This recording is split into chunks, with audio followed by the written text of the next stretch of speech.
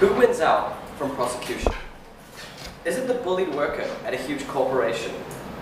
Is it the local media outlet that tries to report on injustices within that community? No. The people who win out from prosecution cases are the wealthy, the connected, the powerful corporates who can threaten the little man, who can threaten the everyday citizen with a court case that he can never win. The people who win in cases of prosecution are the rich, and we think it's disgusting that prosecution is just another tool that entrenches dishonesty and corporate might. We're not going to stand for that today on our side of the house. By way of definition and model, we propose removing all laws that allow defamation as a viable avenue for criminal prosecution.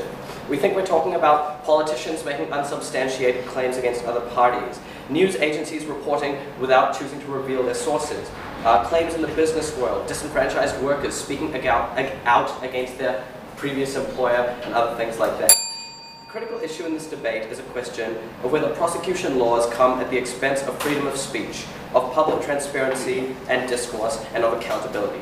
And on side proposition, we say that the threat of prosecution is a tool used by the rich. It does not allow freedom of speech, and that this is a harm. We don't think this debate is about hate speech or cases like Edward Snowden, and we think we're perfectly justified in cutting these cases out of the debate because there are other laws that take place in prosecuting criminals in these circumstances. So we're going to prove our case to you through 5 substantive points. First, that defamation falls fully within the rights to freedom of speech. Second, that we create an environment where people feel safe to speak out. Third, that laws of defamation disproportionately favor wealthy individuals. Fourth, why companies and individuals remain accountable after we remove defamation laws. And fifth, how defamation laws harm global engagement through the social media. The last two will be covered by my second speaker. So without further ado, on to my first point, that defamation falls fully within the rights to freedom of speech. We say that defamation refers to information that is unproven and not necessarily untrue. And the nature of information when an individual is making one of these claims is that information is not absolute. An individual making a claim receives information from a variety of avenues. They receive it from avenues, some of which are more valid than others and which are more credible than others. They receive information from a number of avenues which will support one perspective and perhaps less avenues which will support another perspective. And we say it's fully within the right of that individual to evaluate the avenues from which they obtain information and then to make a claim based on that. But we don't think that this is enough, right? We think that the key mechanism that ensures defamation falls within the rights to freedom of speech is the fact that defamation fully upholds the principle of accountability. Because when you make a statement, and when you make a statement that falls into the category of defamation, you are accountable for that statement. So if you as an individual have chosen to evaluate the income of information and make a statement, if that statement is true or not, you are held accountable. Yes, ma'am. Why would you disallow freedom of speech in terms of hate speech? Ma'am, we think that laws against hate speech are totally different to this, because hate speech is based on arbitrary characteristics of race, ethnicity. We're not going to stand for that. There are laws against that. It's not defamation.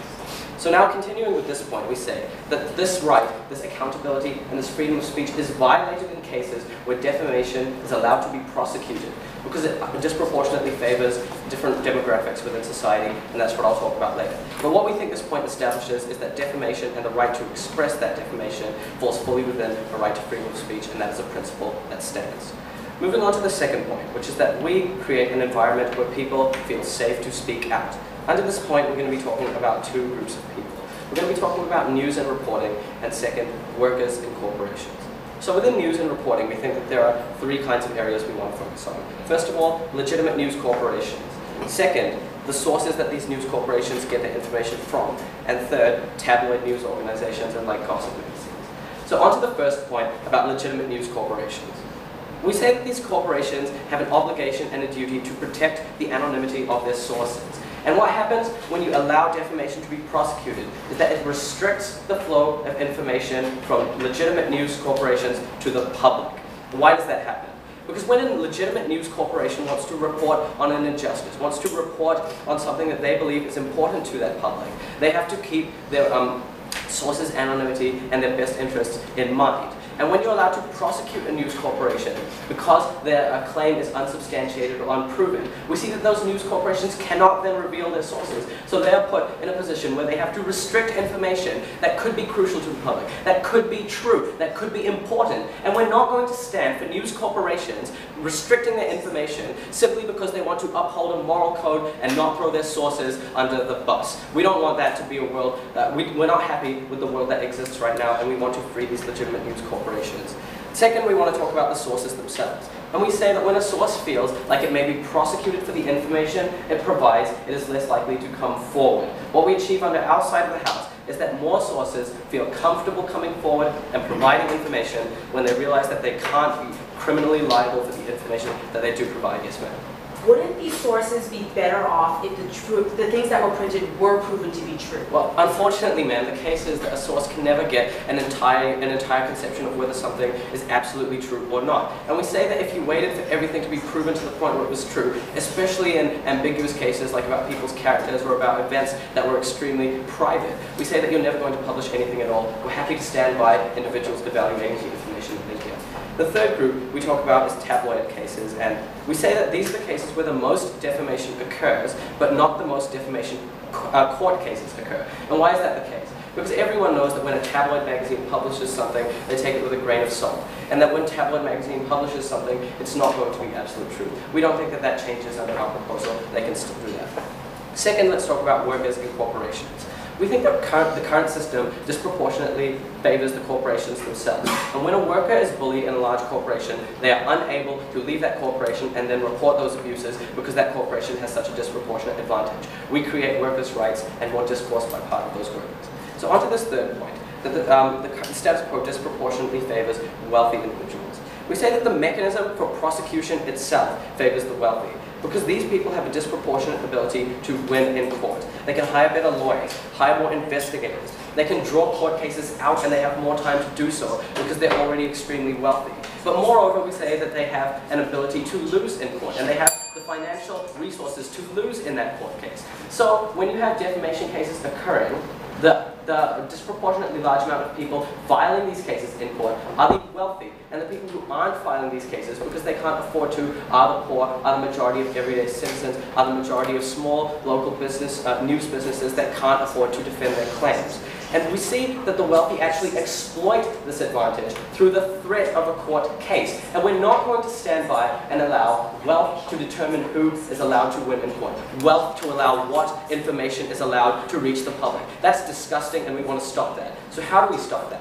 By removing this mechanism of a court case ever being a viable option, we say that these people no longer hold this power, and cases of defamation have to be settled solely on their validity, solely on the validity of that information, and we say that the accountability I talked about earlier stands. Moreover, we say that this third point, and the fact we've proven to you that these people can disproportionately use their power over the poor, violates the very principle I mentioned to you at first. So because we stand for the rights of the everyday man and the people that can't express themselves, we're proud to propose.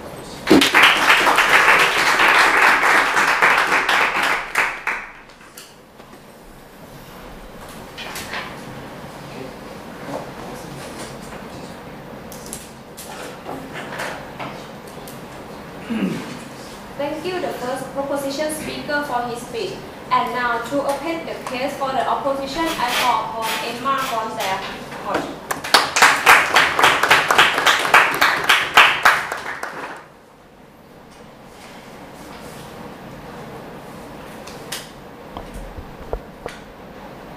Ladies and gentlemen, Team Nels today believes that defamation is extremely harmful and is extremely hurtful for the individual. And we believe that if people want to go against it, they should have the option to do so. That's why Team Netherlands comes to you today under the team line that the practical harms and the horrible intent make defamation a prosecutable crime, too bad about the crime. In my speech, I'll be talking about two things. Firstly, why I believe that defamation deserves prosecution. Secondly, about influence in discourse. And my second speaker will talk about how this policy influences groups within society. Before I do that, I'm going to give our model, give some context to this motion, and go into some of the things that we just heard coming out of Team Netherlands.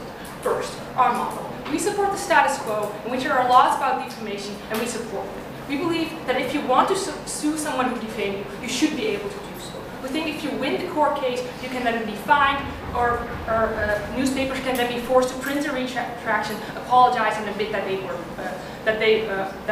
what they said was untrue. Who are being defamed? I think it can apply to different groups. I think this may apply to individuals. This may apply to politicians. This may apply to celebrities. It may also apply to workers, the only people Team New Zealand wanted to talk about, but it may also apply to groups, political groups, ethnic groups, religious groups. I asked Team New Zealand to debate the full entirety of this motion. But second of all, who defames? We say it may be individuals through public speech. It may be politicians. It may be public figures. It may be corporations, but we say that it's also media, and again, Team New Zealand needs to debate the entirety of this motion. Okay, moving on to some points of rebuttal. First, I'll be talking about freedom of speech, secondly about info reaching the public, thirdly about their idea about corporate risks.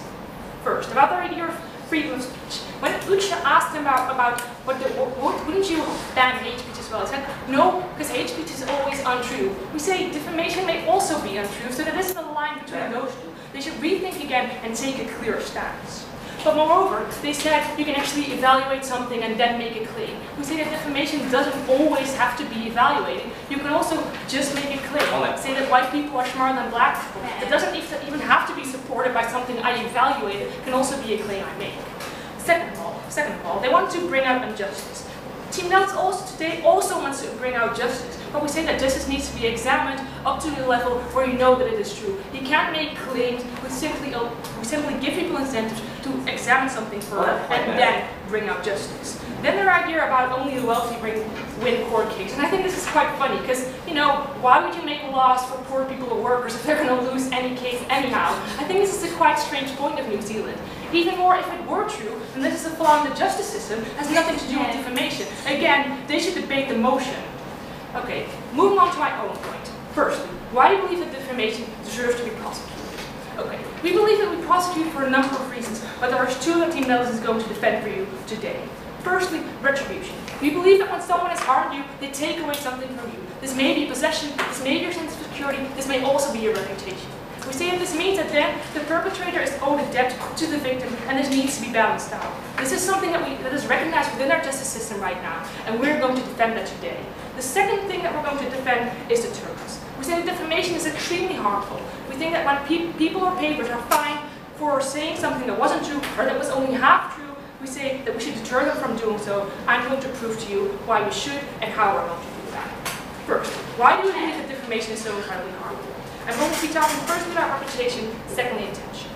We say that when claims are made like Obama steals money from the government, or Obama wasn't a US citizen and shouldn't be our president, these are shocking facts, shocking one-liners that the media can very easily blow up. They are things you can report on 30 seconds, and especially within today's fast media entertainment hype, these are things that people want to hear. We say that it's much harder to prove that something is true. It's very hard to prove that something isn't true when a statement is already out there, because you have to go through everything they said and explain for every word that they said why it isn't true. You have to actually examine something. You have to actually gather evidence and then explain why something isn't true. We say that this is harmful for a number of reasons. We say that first of all, the time that a statement has been released and the time that a counter-statement has been released, that is time in which people are that much more likely to believe the claim that doesn't have any evidence supporting it. But we say moreover, when you have to read into a very long statement about something isn't true, you may not be interested to do so, or you may not fully understand it. We say even more that shocking one-liner is still something that you're going to remember much more than the long explanation as to why something isn't true. So we say consciously or unconsciously, people are going to believe this claim, or at least going to remember this claim when they think about someone or when they make a choice about someone. Before I continue, yes. When news agencies can be prosecuted hundreds of millions of dollars for refusing to reveal their sources around claims of corporate discrimination, what incentives do those agencies have to continue pushing for corporate accountability? I will talk about those incentives later when I talk about why we deter people on our side of things.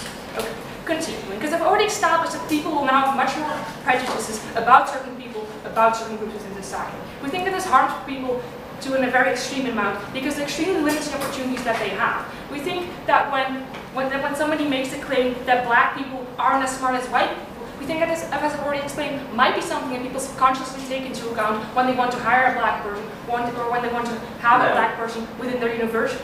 It might also be something that they take into account when they want to hire a celebrity for a movie in which he or she has to play a sweet character, when there's a rumor going around that she used to be a stripper in college. We say when something extremely limits your opportunities like that, that's extremely harmful. We should empower going against it. But moreover, we say that defamation is extremely hurtful because it's used to hurt someone at the it is used to benefit yourself at the expense of someone else. We say we should take intention into account, like we already do when you, for example, when someone dies because of a car accident or because someone dies because he was murdered. We say that intention should be taken into account. Team opposition does that. So we say that we should prosecute people because we believe when something harms you so severely, you should be able to, you do have a right to retribution. But moreover, we should try to prevent defamation as much as possible. We say that prosecution deters, because prosecution, first of all, costs a lot of money, no thank you. We say simply pay the lawyers, or the fact that when you lose a court case, you have to actually pay a lot of money back, is something that people don't want to risk. We say, moreover, when you have to go through several court cases, you might actually have to shut down, you might actually have to go to jail. I think that these are things that people don't want. Moving on to my second argument about influencing discourse. We say that right now, people want attention or people want to be successful. We say this is the reason why they often say something controversial and want to say something quicker than other newspapers, for example. We say that under our house, people are going to be much more careful about what they print and about what they say. Because papers are now actually incentivized to examine the information that they have and to actually take up a little bit more time to examine the claims that they make. We say that this means that it's much more likely that actually honest information will reach the public. We believe that then their discourse is creative. Why do we think this is important? We say that especially when it comes to something about like discourse about politics or discourse about other people within society are extremely important. Because it may be about something that affects the decisions you make. It also may be something that affects the people that you hang out with and the kind of things that you choose to do. So we say that discourse about something that is unproven or something that is wrong isn't good discourse, because it's gossip and it takes away time from things that are actually true, and it takes away time from the content of the actual debate. Ladies and gentlemen, we believe that defamation is extremely harmful, and people should have the option to protect themselves against it. For those reasons, I'm incredibly proud to oppose.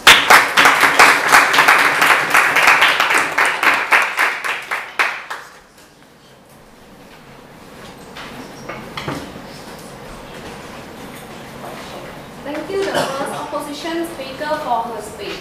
And now, to continue the case for the proposition, I call upon Horizon with Focus.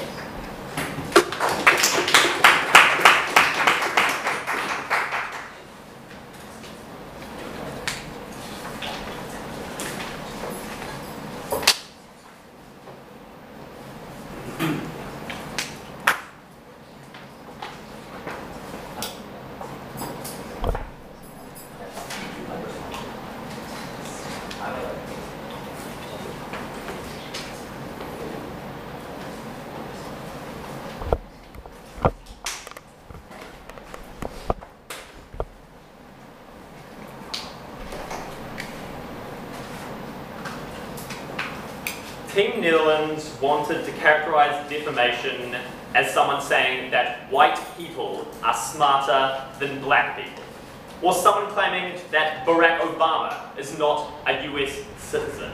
Ladies and gentlemen, this is not what happens in 99.9% of defamation cases. Defamation cases are about threats from huge corporate companies who have financial might and political influence against the individual, against minorities, and on Team New Zealand, we're not going to stand up for that any longer. Netherlands needs to engage with the tangible reality of what occurs in society.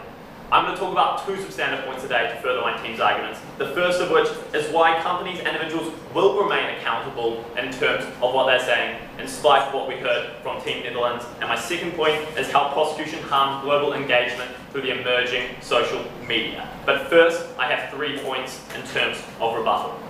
The first thing I want to say is just in terms of justification of our model. The biggest challenge we had from the POI from this side of the house in terms of the freedom of speech argument was initially in terms of why do you not include hate speech in this instance. We think we very clearly identified why. We said there are laws in place for this because it's a very different instance. In these instances, you're discriminating not against an individual, but against an entire race, an entire religion, on arbitrary factors which that individual cannot choose to opt in or out of. We think that's really harmful because it makes a much huger societal impact than you conceivably would with the current stuff we're talking about. Okay, we also want to clarify that in terms of defamation what we're talking about. We never said that in terms of defamation this information is always untrue.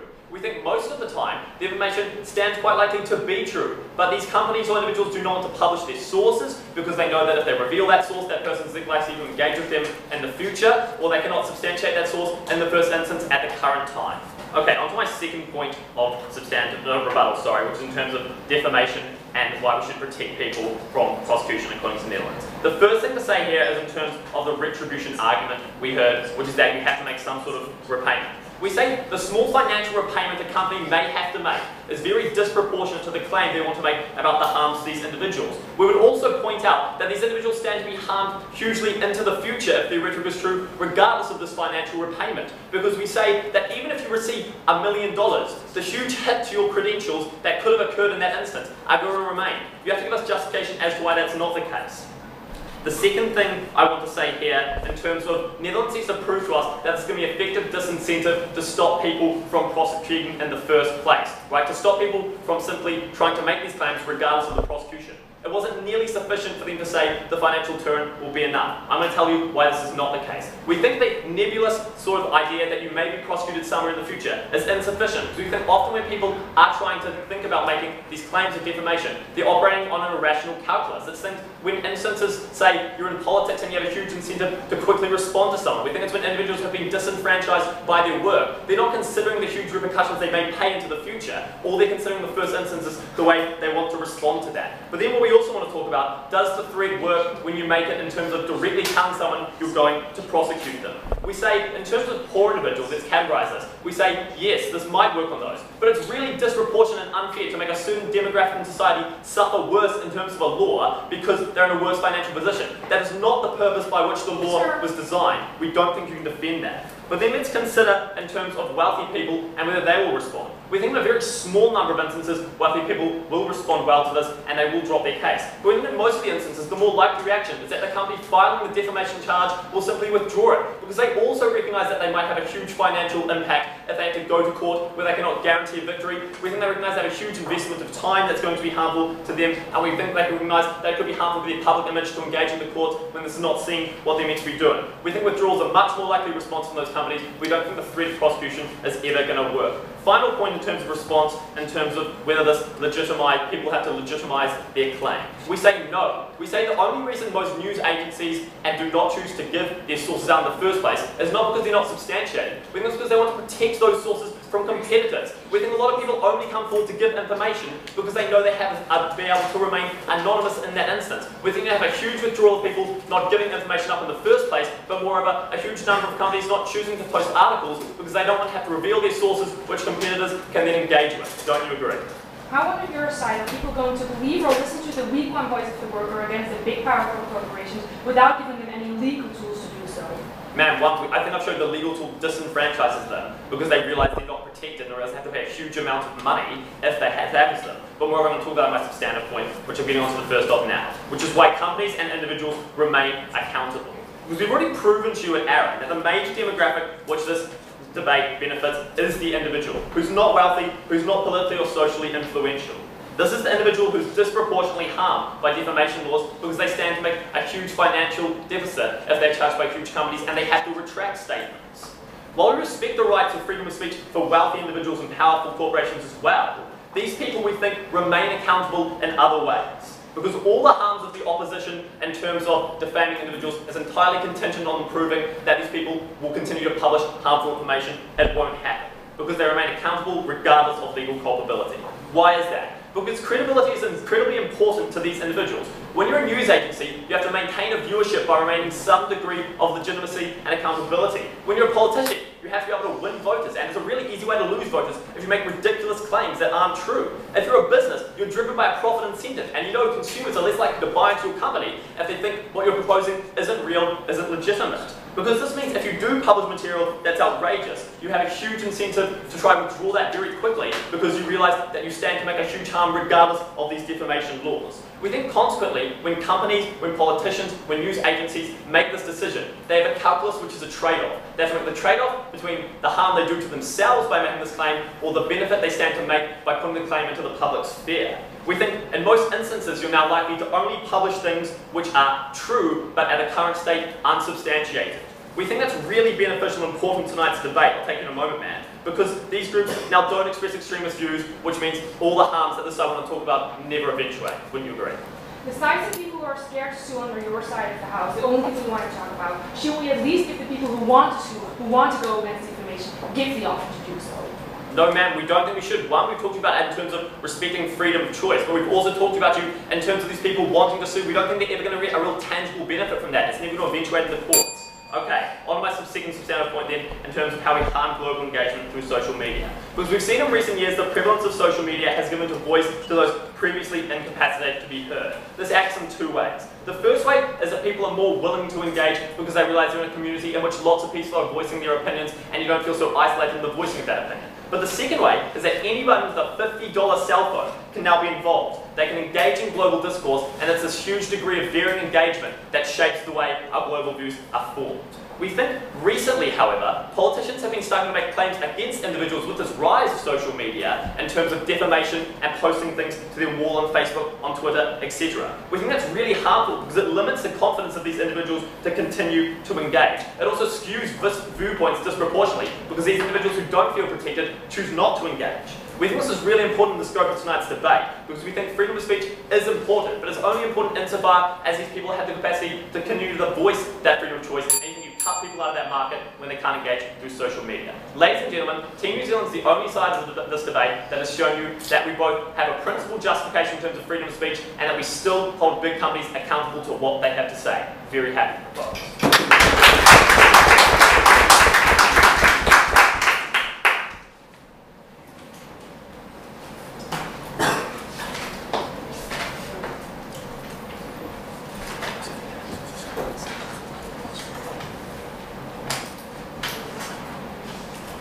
Thank you, the second proposition speaker, for his speech.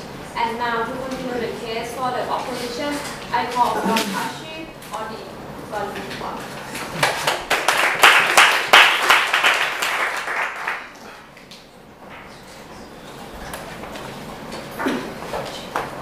Is that very good? Is this awkward?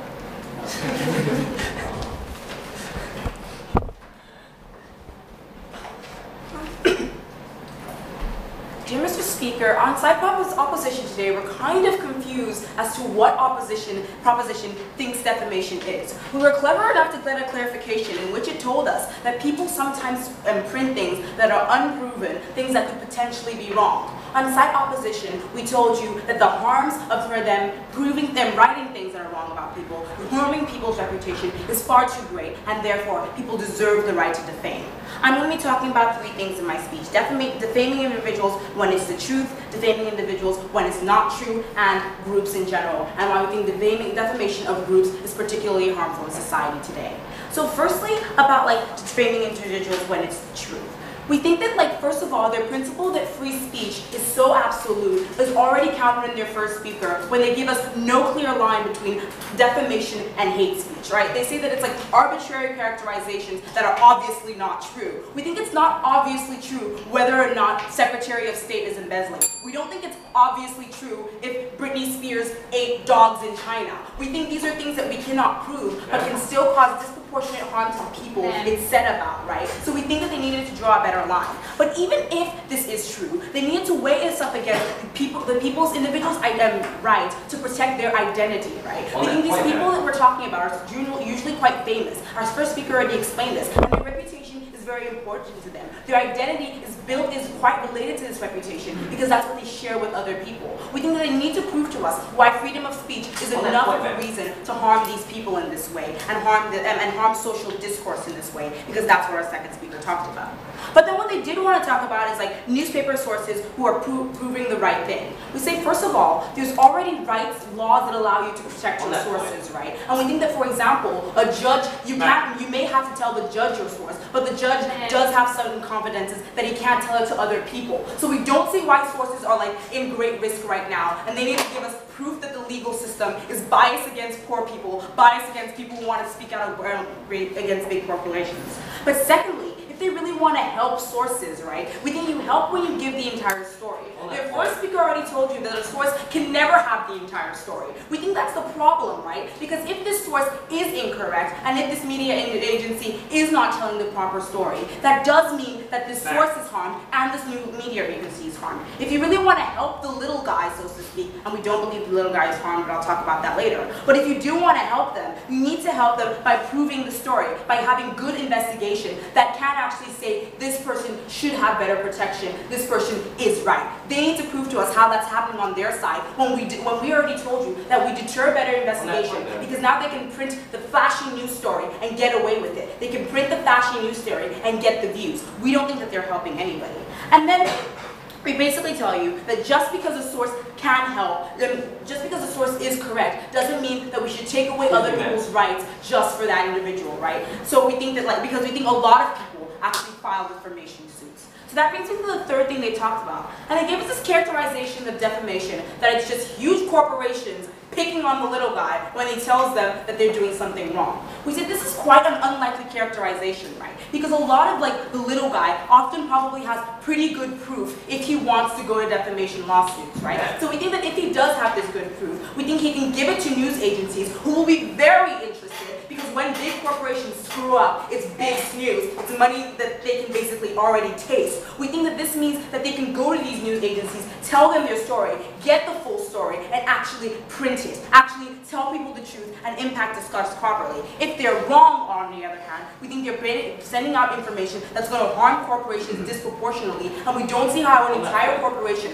with everyone in it should be harmed because of something that's not true, right? So we think if it is true, we deal with it. If it's not true, we also deal with it. And then secondly, they give us this idea that the problem is money. They don't have the money. So first of all, we already explained to you how news agencies do have the money and do have the interest and can help them. But even if that isn't the case, we think that there are bank loans for specifically court cases, right? And we think that they can actually get them if their conviction is so strong, right? We think that that's fine, and we think that that's something they can do. But then they basically rebutted this themselves when they said that if it's not if a defamation case, if a corporation is going to be wrong on a defamation case, they'll simply withdraw it. We think that if there is proof that this corporation is doing bad things and they do withdraw their defamation case, a lot of their harms fall, right? Because we don't see what the real problem is if it's if defamation cases can be a deterrent, and we think that there are, and we think that it is. But secondly, on the idea of defaming individuals when you are saying untrue things. And what we told you on side proposition is that if it is the truth, on side opposition, if it is the truth, and this is something that's happening, then you can prove it, and it's no longer defamation, and it doesn't fall under those laws. But if it is wrong, we told you that the harms are so great to the individuals that you're defaming that it's not something that we can allow on side opposition today. They never engage with this trade-off, because we think that even if you improve, they prove that in one situation it might help. In most situations, we say that it either can be proven or it's just too bad. And then secondly, about news agencies. They said that they have reputations that give them an incentive to tell the truth. So we think this is true, right? They do have reputations. This means that they can get away with saying defamatory remarks, right? Because people believe in general that they're probably saying the truth. Because The Economist doesn't necessarily lie about politicians or big businessmen. So this means that people are going to believe them when they read in these magazines that the CEO is doing something wrong or this is happening badly, right? And we have to be very clear. We're not talking about opinions, right? We're not talking about they maybe made the wrong decision in this fiscal situation. We're talking about personal attacks on this individual's reputation. We think that this means that people are likely to believe these organizations that already have a reputation, and we need to protect against that, specifically in these news agencies. And we already explained to you how we're giving them a deterrent by telling them, if you print something that's untrue, we will take you to court and we will make you print a retraction. We think that this is a deterrent that they haven't engaged with. So moving on to my idea about groups, and how we think that individual and groups in general are actually harmed by defamation and actually deserve defamation rights. Because what we would tell you, yes.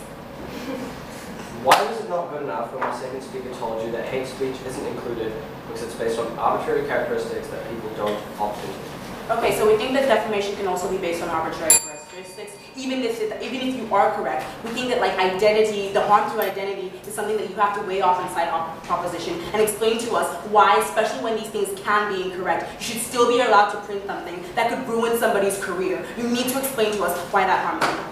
But back to groups. We think that like in lots of cases, when a group is like targeted by like defamatory remarks, their identity is being harmed as people start to see them differently. We think that defamation lawsuits give them an opportunity to take these things to court and have the judicial system say that this person is wrong, say that this person should stop talking like that. We think this empowers these groups that we're talking about and empowers their ability to actually stand up for themselves in many cases. We think this is especially the case in disenfranchised groups already. For example, Black people in America, for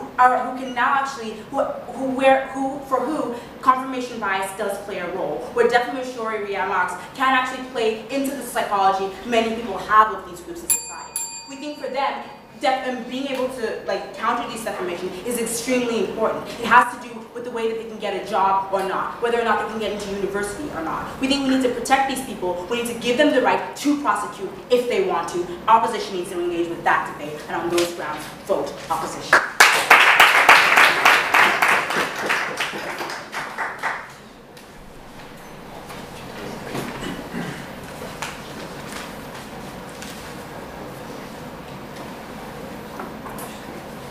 Thank you, the second opposition speaker for her speech. And now to continue the case for the proposition, I call upon Lucy Aaron.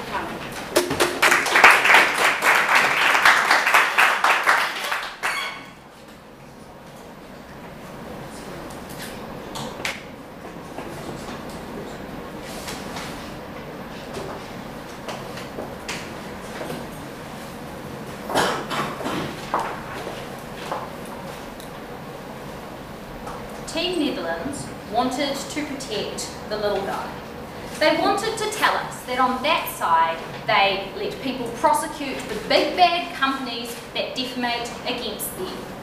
The reality of defamation in the modern world, ladies and gentlemen, is that defamation cases are brought against the little guy by big corporations, by political parties that have been threatened by a single weak individual with no money, no connections, no power, who cannot protect him or herself in court, who is forced to withdraw their claims. It reduces accountability. It's something that we would never stand for on side proposition. They were never able to engage with the fact that prosecution gives the rich a tool to oppress the poor further. They needed to deal with that, and they didn't. 3 questions at the end of today's debate. Firstly, an idea of protecting oneself against defamation, against freedoms of speech. Secondly, the impacts on the quality of information and things such as the media. And lastly, how we balance out the disproportionate power of wealth. First question then, protecting oneself against freedom of speech. So we gave you a clear trade-off from the start of this debate. We told you that while there are some harms of things like defamation, that there's also another side of that balance. We told you that people have a right to voice their opinions in society. We gave you many examples of where this occurs. We also told you why this doesn't extend to things such as hate speech, such as things that threaten national security. We told you that hate speech is something that's about arbitrary characteristics. It is obviously not true that white people are smarter than black people. It is not obviously true or untrue whether or not the Secretary of State has been embezzling money from the government. These are things that are unsubstantiated, open to public discourse, and they're things that benefit all of society when they're talked about. We told you that very clearly. Team Netherlands needed to adapt to that. They didn't. They should have dropped that at first. So that was their first response, was a kind of contextual challenge, and I've just told you why that was untrue. Their second and really only response to this was the idea that when people are defamated against, it ruins careers, it ruins huge corporates, and that's a massive harm. We have 2 responses. Firstly, in cases where claims made are obviously just untrue and malicious, and everybody knows that that is very unlikely to be true, there's not a lot of weight given to that, because ultimately in cases where people say things about a politician or say things about a company, the thing that decides how much traction that gains is public opinion and public discussion, and what people in the public think of that claim, whether they think it might be true. So when we think it's very obviously untrue, we don't think it's going to have a huge impact on their life. Secondly, when that claim is something that may be true and may be substantiated, we think that it's entirely reasonable for that to have an impact on that person's career. We think that if there is a significant chance and a body of evidence that suggests that someone may have been embezzling money, then fair enough that that should be discussed and that that should have an impact on their career. We think that's entirely justified and that holds them accountable. So on this idea, we were the only team that told you that there was a trade-off that had to be made. That side of the House purely wanted to talk about people losing their jobs and things from defamation. They were never willing to engage with the way up we gave you in terms of freedom of speech. We told you it was important in and of itself to protect people's right to voice their opinions, but secondly, that voicing these opinions is often far more important because in many cases of defamation, there is at least some substantial evidence of wrongdoing. It is just difficult to substantiate in a legal sense. Let's look at the second question then, around quality of information. So we gave you a number of clear mechanisms at first, but first let's be alive. Madam, you care about freedom of speech and take away the medium through which people can do so. Defend that. I told you this in my introduction, right? This side wanted to just talk about little individuals prosecuting big firms. That's not what defamation is about, ladies and gentlemen. It's not about one little person voicing their freedom of speech against the big bad company that said bad things about them. It's about individuals wanting to speak out against corporates but being too afraid because they know they'll be prosecuted in court in a case that they can never win because they don't have the money or the power. Back to the second question. So we gave you a number of mechanisms at first as to how we improve quality of information when people can come forward and be confident coming forward without fear of prosecution. We told you that many of these situations are very sensitive. We told you that when we're talking about things like the corporate sphere and talking about things like politics, it is very important for those sources to remain confidential, to have protection and immunity. And to this idea that the Netherlands gave us about, oh, people, sources are protected anyway under law. And then furthermore, they told us that people can just take out like bank loans and news agencies have enough money to have $1 million lawsuits and protect themselves. We say that that's blatantly untrue. We say that when you're talking about an entire multi-billion-dollar business and one person getting out a loan from the bank, that is never going to be substantiated. Those people are going to be afraid. They're not going to come forward, and that's what happens under the status quo. That's why when people come forward and they have evidence of political wrongdoing, they are often silenced very quickly or withdraw those claims very quickly because they are threatened with prosecution. The three things, and furthermore we had Harrison substantive on social media and how that more engages people.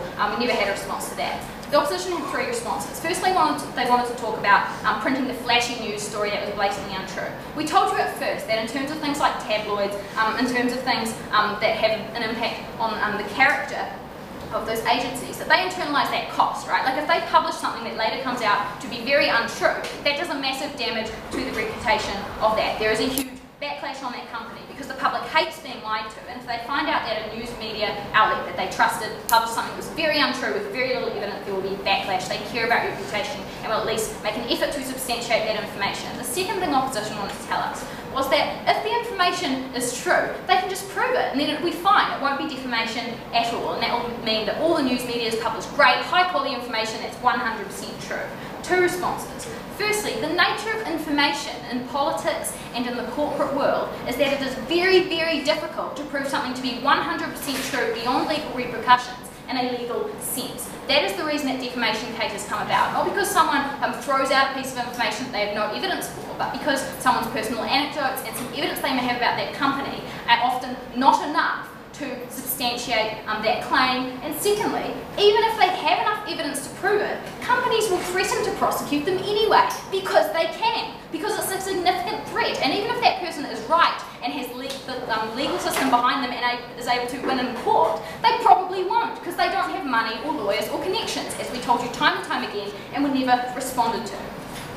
Last question then about balancing out wealth, but first. Your problem requires a better legal system where we have better laws and better protection. Engage with why those who can and want to sue shouldn't have the right to do so. Our system doesn't require improving the legal system, ladies and gentlemen. Our system requires taking away a tool that the wealthy have used for decades to oppress poor people in our society. That's exactly what I'm going to talk about now. We told you clearly at first two things. Firstly, we told you that under the status quo, the wealthy are the ones who prosecute because because they have lawyers, they have connections, they have money. Secondly, we told you that they furthermore use that as a tool to oppress people in terms of individuals within corporates, in terms of political parties putting huge pressure on news outlets that threaten to publish things that are defamatory to those parties. And furthermore, at Harrison, we told you that we retain accountability for those individuals and for those companies when we take away the threat of prosecution. What did we hear from the opposition? We heard largely one thing. We heard that news agencies have money, so people can get out bank loans, they can fight back against the system and prosecute. We told you that's untrue. We told you that people cannot fight multi-billion-dollar multinationals when they can get out a couple of $100,000 from the bank. We told you that people need to be protected. We told you that people need to be able to come forward without the threat of prosecution that would ruin their lives. Furthermore, we never had a response to Harrison's substantive. At the end of today's debate, this side of the House is the only one which protects the little guy. We're the only side of the House that retains transparency, accountability, that protects people's right to speak out. We won this debate.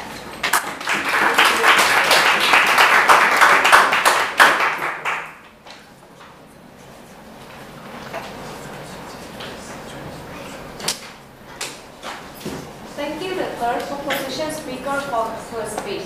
And now, to continue the case for the opposition, I call upon Emma Lucas.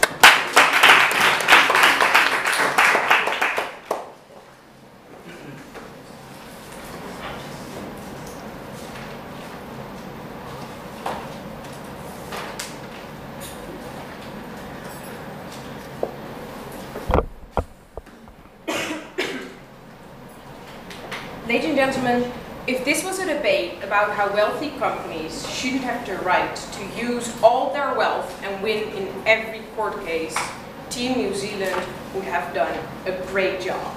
However, that's not what this debate is about. What this debate is about is if a company or a person should be able to protect himself against defamation. We never got any analysis on why that's true. We think, therefore, Team New Zealand loses this debate. So first, I'm going to look into why we think the first speaker and the second speaker should have thought about what they were proposing. And then I'm going to look into freedom of speech, the difference between true and untrue defamation. And lastly, I'm going to look into this wealth idea. So firstly, from the first speaker, we get this idea that only the wealthy companies win, and therefore they will also always prosecute, and this is horrible. From their second speaker, we get this idea that companies will withdraw from court cases because they're really scared of court cases. We think that's a contradiction, but there's even more. We think that in their first speech, they talk about how not all information will reach the public, and then in their second speech, they talk about how deterrence doesn't work under our side of the house. We think that means that either deterrence works, or all information still reaches the public. That's something Team New Zealand had to decide on what they defend. We did give you a clear example of what happens under the status quo when we prosecute defamation. We told you when something is unproven, it can harm a company or an individual in a big way. We think when somebody says that a politician gained weight, it's probably not something they prosecute on. However, when you say this is a politician that embezzles money, that's something that's so harmful to the politician that he should be able to protect himself. We think that doesn't happen when you don't give people the right to prosecute when they get defamation. No response. So moving on to, then I'm going to talk about the freedom of speech.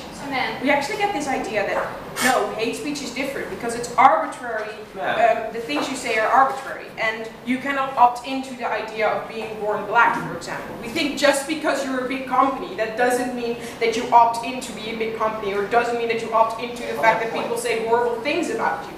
We think that even when you're a big company, you have the right to protect yourself. But secondly, we think that the real criteria of when we limit freedom of speech is when you bring huge third-party harm. We think you're not allowed to say black people are stupid because it's not true, it's not proven, and because it's something that harms black people enormously. We think saying that a politician is embezzling money, or saying that, for example, Team New Zealand is all child molesters, probably harms them in a horrible way. I should be prosecuted when I print this, or when I say this. And then they get to this idea of, no, this is different because it's not obviously untrue. I think especially because it's not obviously untrue, we should prosecute this. When we say that... when we say something that's obviously untrue, we think it's not something in society really engages with. However, under our side, you can never protect yourself. I will never know if the state secretary embezzles money. I will never know if what the media prints is true. That state secretary has no opportunity to defend themselves against what the media prints and how the media blows this up. So we think that therefore the media should be limited in their ability to say that a secretary has embezzled money. They should have real proof. They should have something that actually proves this statement. Under their side, they never have to prove that. That means every single state secretary can, about every single state secretary, we can say that they embezzle money and that state secretary can never protect themselves. We think that's horrible, especially because it's not obvious. On that point, then. So, NPOI. What happens when that state secretary has embezzled money? The only person that saw him was an eyewitness report, and that state secretary uses it as well to suppress that person's account. Okay, we think that if that state secretary has embezzled money, they should go to the police if they saw that. We don't think that's something they should take to the media. We think that just the media should decide who's guilty or not isn't really fair. But secondly, we think we never said that you have to have 100% certainty in what you print. However, you should have proof, and you should think about it, and there should be an incentive to have proof. That brings me to my third flash, about the true and untrue defamation. We actually said about the true defamation that it can take longer. We think often just 2 days longer can give you more proof and can give you more certainty. And then Team New Zealand stands up and says, yeah, but you will never be 100% sure. We think in the status quo, we never demand media outlets to be 100% sure. However, we think that they should have real proof, and they should have the ability to say this is why these people, this is why we think the state secretary embezzled money. We think that still doesn't have to happen when we prosecute for defamation. However, you do have to have real proof and not just, I think this might be true. Then we explain to you how we believe the fact that it might be untrue, because media outlets no longer have to check if it's true, is absolutely horrible. We think that when I accuse somebody of something that's untrue, that actually harms him. For example, with Obama, when people said he's not a real US state citizen, at that time that was unproven. We think that they later released information why he was a US state citizen, yet when we talked about this example in prep, one of my teammates says, what? That was true, right? We think the fact that somebody actually said this and the fact that gossip was spread means that Obama never had the ability to counter that idea. We think without deterring, you don't have the ability to counter that idea. We should have as much deterrence as possible. Okay, so and then we get this idea, but if they later find out, then we can still say that this media outlet did something wrong, and therefore this media outlet will still have an incentive to print true things. We think it's really hard for somebody to counter the idea that an economist says things that are true. We think that's almost impossible. So what we explained in our first and second speech is that the credible media outlets will simply get away with it. We think especially the credible media outlets have no deterrence when they can be prosecuted for saying the truth, because you cannot counter the idea that they say the truth. We never got any response. It was in our first speech. We think that's really important, and we think that especially we need to give deterrence to those credible media outlets. We think that there is a deterrence. For example, when a media outlet decides if they want to print it today or in a week. We think the fact that it is a week is important. So the last part, about wealthy. We actually get that wealthy people often win. We have 3 responses. First of all, it's the same for all other court cases. Wealthy people are more likely to win. We don't see how that's intrinsic to this law or this motion. We think that's something that we need to change about our laws or justice system. We're fine with that. Secondly, we think that even if wealthy people are more likely to win, they should still have the right to defend themselves. The fact that they're more likely to win doesn't mean that all of a sudden they have no right to go to a court case when somebody prints defamation. So we don't see how that actually wins.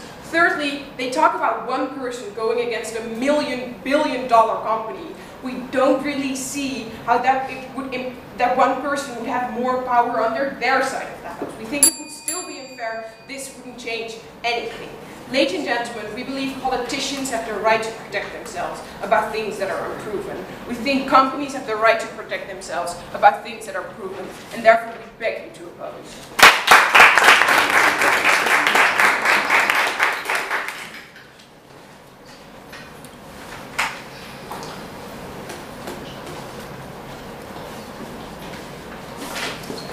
Thank you, the third opposition speaker, for her speech.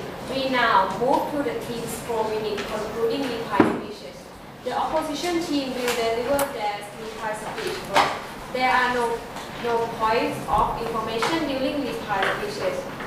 And to deliver the opposition's reply speech, I call upon Anshik or the government.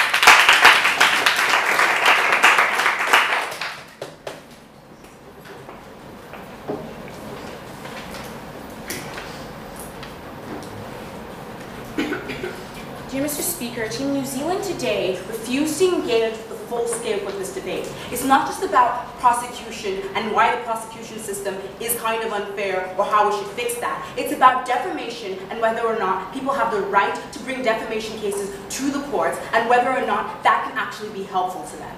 On both cases, we on-site opposition have proved that that is the truth. I'm going to be talking about 3 things in my speech. First of all, who brings up defamation suits? Secondly, should they be able to bring up these suits? And thirdly, about proof and what we actually need for a suit to work. So, first of all, who brings up these suits? Opposition claims it's only about corporations because they're the ones who do it the most. They give us no mechanisms for why corporations have a particular incentive. They give us no analysis as to why it's always them. They basically just claimed it. On the other hand, we told you that even if this is the case, we give them individuals an opportunity to band together in status quo. They can all get together and fight this corporation. We give them a reason. They can actually go to news agencies who have the money and who we empower on our side of the house to actually print the truth and help them in the long run. So even if they're right and it's only corporations, they're still not helping people, and it's still not a reason to take this away from everyone in society who loses out because they can no longer prosecute defamation. But then we also talk to you on our side about the house, about other groups. Famous people, for example, celebrities who get said that like you're a stripper and your wholesome image is now destroyed, meaning you cannot get jobs anymore in the niche market that you have characterized yourself against. We don't think that's okay. It's about politicians who their reputation is everything, and now one politician says, I think that like 6 years ago I heard somebody say that he was a child molester. We think that these are things that are hard to prove or unprove, but these are things that can destroy somebody's reputation, especially if they're trying to like run for office. We said this is about individuals who get defamed against by like work colleagues, by like the companies they work in, and can actually take these to court and actually defend themselves. These are the people they wanted to protect, and they are also harming them under their side of the house by giving them no legal means. We also talked to you about groups in general and how we empower discriminatory groups that use like defamatory remarks that aren't hate speech to like get out of the to actually harm these groups. We told you about how we give these groups a right and an ability to fight them, and how we think that's extraordinarily important. They give us no response onto this on their side of the house. Secondly, given that we've proved to you that a lot of people create defamation suits and a lot of these people do it, do they have the right? And they basically said like defamation lawsuits go against your freedom of speech, and that's bad. First of all, we never got an explanation of why the freedom of speech is so important that even if you use your speech to harm somebody's reputation and therefore harm their way of life, it's okay. It's something that we're willing to trade off and scratch off. We don't see that that is true, right? So this is especially in cases where it's untrue statements that are being said. But even if it's true statements, we don't see how freedom of speech weighs off against the removal of deterrence that leads to better social discourse, or it weighs up against harm against like the fact that you're reducing the amount of discourse that we have in society in general because the information people have is more flawed. We don't see how they traded that off, and we don't see how that makes freedom of speech so actually good. And then lastly, on the idea of proof. So we said to you that if you have something that's actually a true claim, you can prove it. And then they said, it's hard to prove 100%. Sure, that's why we don't make you do that in status quo. But we do say you can't just have one source that you can protect and that you can base an entire story on when the story harms somebody's life.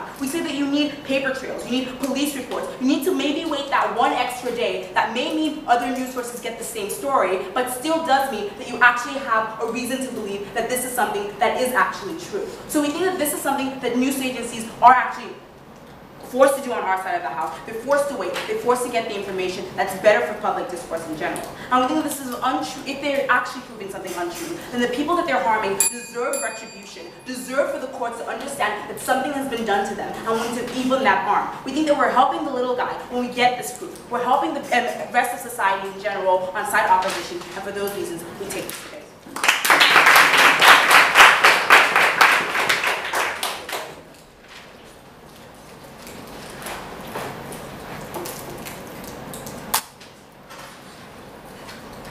And now, to conclude the case for the proposition and the debate as a whole, I call upon Parliament's full guests.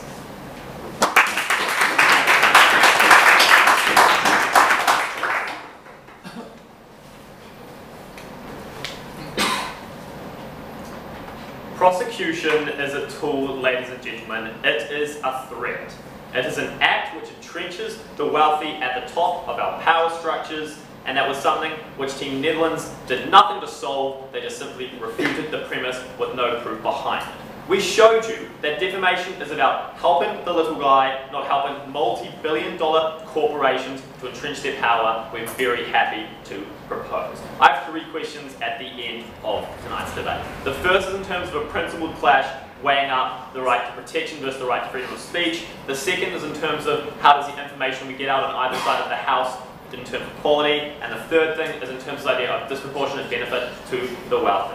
On to this first point of the principled clash. Because we told you right out from Aaron that people have a right to reserve their freedom of speech, a right to internalise the calculus they make when they want to evaluate where they want to put information out into the public sphere, and we need to reserve that right because those individuals have the right to feel comfortable and safe in trying to put stuff out that's not necessarily untrue, but just necessarily is not unsubstantiated at this stage. We had a huge challenge, bizarrely, from this side of the house on as to why hate speech does not fall and cannot be delineated from this. We think it's very obvious. When you say something, black people are inferior to white people, that's obviously just untrue and obviously incredibly hurtful. We think you can't buy into that kind of thing, and we think if defamation does tend towards that kind of ideal, then that is clearly just hate speech in the first instance. The only other response we had from that side of the house was in terms of us ruining people's careers. First, we say there's entirely contingent on them proving that the threat of prosecution actually works. We showed you it didn't. But secondly, we say what Team Netherlands never recognised was they have to engage with the fact that it's all about public degree of buy-in in this instance. We think if the public doesn't buy in, it's obviously untrue.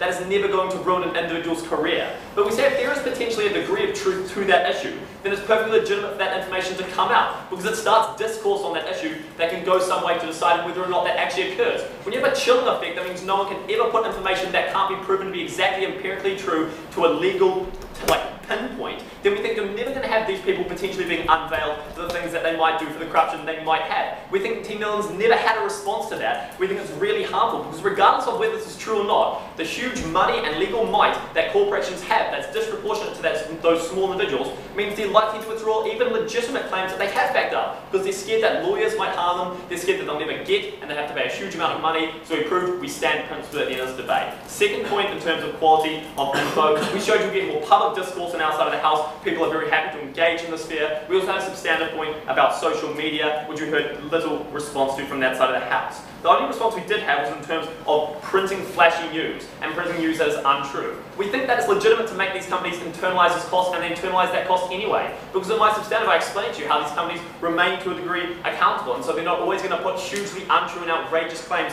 into the public sphere anyway. They also told us things about that if it is true, they're likely to have an incentive to prove that. But we told you very clearly that the nature of these kind of industries like news, like politics, I mean, it's very difficult to prove to an exact legal pinpoint that something is true. But moreover, we say even if you can prove it's true, the small guy is incredibly threatened by the fact he is scared of the legal might, of the financial capabilities of huge corporations that are prosecuting them. We also told you a lot of stuff about how sources want to remain anonymous because they don't want to be put into the legal sphere. No response from that side of the house. We also told how certain legal, news companies don't want to give their sources away to competitors because they don't want to publish that and therefore lose legitimacy and the singularity that they have on that source. Literally no response from that side of the house. We think we've proven to you quality info on our side of the house for this course. Very happy about that. Last point we have to talk about then is in terms of balancing disproportionate power of wealth. This is very brief because we heard very little response from this side of the house other than outright refuting of the fact that it's true. We think it's clearly true because the people that stand to be harmed in this instance are those that don't have the might to fight fight back. Those that don't have the power to remain accountable to these facts, the opposition never engage with that except saying we can give them bank loans. That's obviously not going to sway the disproportionality of this issue.